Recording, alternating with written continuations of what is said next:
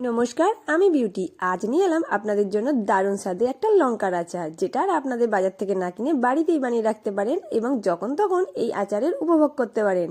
তার জন্য আমি এখানে টাটকা টাটকা কাঁচা লঙ্কা নিয়েছি। আর বাজারে তো এখন শীতকালে প্রচুর পরিমাণে কাঁচা লঙ্কা পাওয়া যাচ্ছে, আর দামটাও কিন্তু সাধ্যের মধ্যে।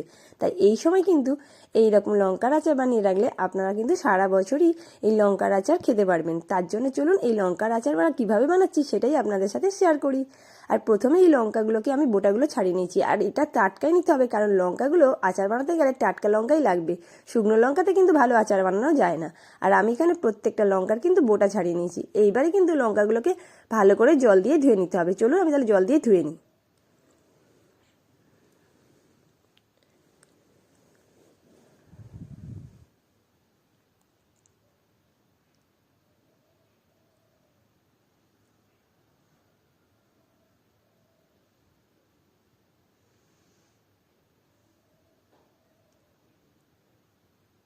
লঙ্কাগুলোকে আমি ভালো করে জল দিয়ে ধুয়ে নিয়েছি। আর এবার লঙ্কাগুলো থেকে কিন্তু জলটাও মুছে ফেলতে হবে, কারণ লঙ্কার আচার বানাতে গেলে লঙ্কা থেকে কোনো জল থাকবে না, তাই শুকনো করে মুছে নিতে হবে। আমি এখানে সুতির কাপড় নিয়ে ভালো করে ঘষে ঘষে কিন্তু লঙ্কা থেকে সব জলগুলো মুছে নিতে হবে। আর যাতে লঙ্কার আচারটা অনেক দিন রাখা যায় তার জন্য কিন্তু এই জলটা অবশ্যই করে মুছে ফেলতে হবে, না হলে কিন্তু এই লঙ্কার আচারটা নষ্ট হয়ে যাবে। তাই একেবারে শুকনো করে নিয়ে মুছে নিয়েছি। আর এইবার লঙ্কাগুলোকে আমি একটা নতুন প্রসেসে কাটবো। তাহলে চলুন লঙ্কাগুলো একটা বড় থালাতে আগে ঢেলে নিই।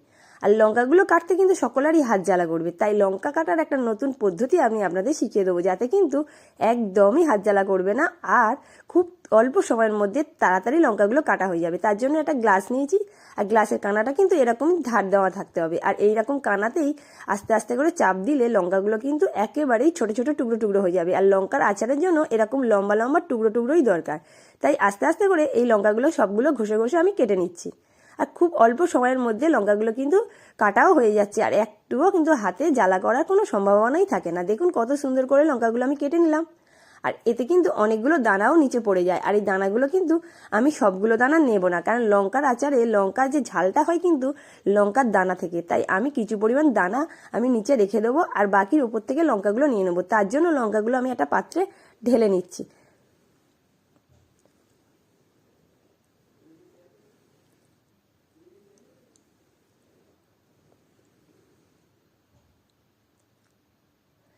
লঙ্কাগুলো ঢেলে নেওয়ার পরে দেখুন থালার মধ্যে কতগুলো দানা পড়ে থাকবে। যাতে লঙ্কার ঝালটা যাতে একটু কম হয় তার জন্য কিন্তু এই দানাগুলো আর নেব না। এতে অল্প পরিমাণ দানা থাকে যেটা লঙ্কার সাথে চলে গেছে, কিন্তু বেশিরভাগ দানাটা কিন্তু থালায় পড়ে আছে। দেখাচ্ছি আপনাদের, দেখুন কতগুলো দানা এগুলো পড়ে আছে, তাই দানাগুলো দিলাম না।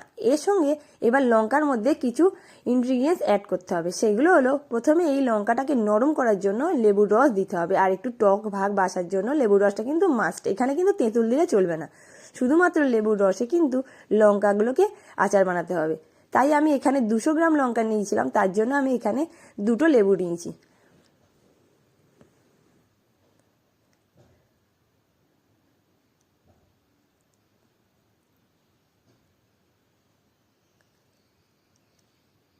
লেবুর রসের সাথে দিয়ে দিতে হবে এখানে স্বাদ মতন লবণ। এখানে আমি 1 চামচ মানে পুরো চামচটা ভরে ভরে লবণ দিয়েছি, যেহেতু এখানে লেবুর রসের টক আর লঙ্কা রয়েছে সেই জন্য এই লেবুর রসের পরিমাণ অনুযায়ী আমি এখানে নুনটা কিন্তু 1 চামচ দিয়েছি। আর লঙ্কাটা যেহেতু 200 গ্রাম আছে, আপনাদের যদি লঙ্কার পরিমাণ বেশি হয় তাহলে কিন্তু সমস্ত ইনগ্রিডিয়েন্টসগুলো বেশি নিতে হবে। আর এখানে মশলা বানার জন্য একটু ধনে, জিরে, সাদা সর্ষে, লাল সর্ষে আর মৌরি নিয়েছি, সব একটু শুকনো খোলায় ভেজে নেব।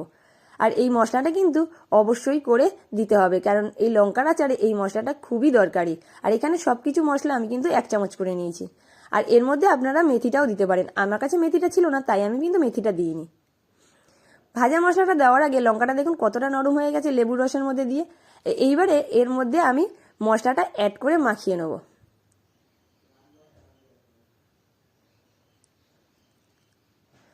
প্রথমে এখানে অল্প অল্প করে মশলাটা আমি অ্যাড করছি, একসাথে মশলাটা দিয়ে আমি মাখাবো না। প্রথমে 2 চামচ মশলাটা দিয়ে খুব ভালো করে লঙ্কাগুলোর সাথে মাখিয়ে নিচ্ছি।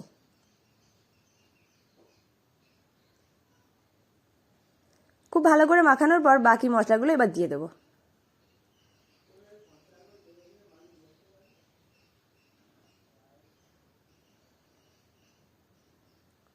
সবগুলো মাখানো হয়ে গেছে। এবার চলুন একটু তেল গরম করি। কড়াইতে তেল বসিয়ে দিয়েছি, এখানে আমি প্রায় 100 গ্রামের বেশি একটু তেল নিয়েছি। আর এই তেলটার মধ্যে প্রথমে হলুদ দিয়ে দিচ্ছি আর একটু কাশ্মীরি লঙ্কা গুঁড়ো দেবো, কারণ কাশ্মীরি লঙ্কা গুঁড়ো কিন্তু সম্পূর্ণ লাল হওয়ার জন্য, ঝাল তো অবশ্যই নয় কারণ লঙ্কাটা নিজেই ঝাল, তাই লাল করার জন্য আমি এখানে কাশ্মীরি লঙ্কা দিচ্ছি। আপনারা চাইলে দেবেন, না হলে দেবেন না, কিন্তু এটা লালটা দিলে মানে আচারের রঙটা খুবই সুন্দর হয়। আর আমি এখানে গরম অবস্থায় কিন্তু লঙ্কার মধ্যে তেলটা দিয়ে দিয়েছি। এবার সম্পূর্ণ খুব ভালো করে আবার মিশিয়ে নিচ্ছি, আর মিশিয়ে যতক্ষণ না ঠান্ডা হচ্ছে ততক্ষণ কিন্তু এটাকে এরমভাবেই রাখতে হবে, কখনোই বয়ামে ভরবেন না। এটা একেবারেই ঠান্ডা হয়ে যাবে তখন কিন্তু পাত্রে ঢেলে নিতে হবে। দেখুন কত সুন্দর ঠান্ডা হয়ে কালারটা এসছে, একদম তেলটা কিন্তু ওপরে ভেসে আছে, লঙ্কাগুলো ঠিক এরকম ডুবে থাকবে, সেইরকম পরিমাণই তেল লাগবে। আর এবারে একটা পাত্রের মধ্যে লঙ্কাগুলোকে ভরে নিতে হবে, মানে লঙ্কার আচারটা দেখুন কত সুন্দর কালার, আর একদম লঙ্কাগুলো নরম হয়ে গেছে।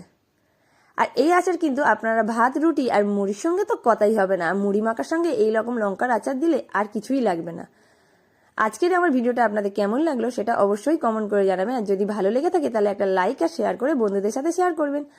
আর যারা আমার নতুন বন্ধু, যারা ফেসবুক থেকে দেখছেন তারা ফলো করে রাখবেন, আর যদি আপনারা ইউটিউব থেকে দেখেন তাহলে সাবস্ক্রাইব করে পাশে থাকবেন। আপনারা সবাই ভালো থাকবেন, সুস্থ থাকবেন।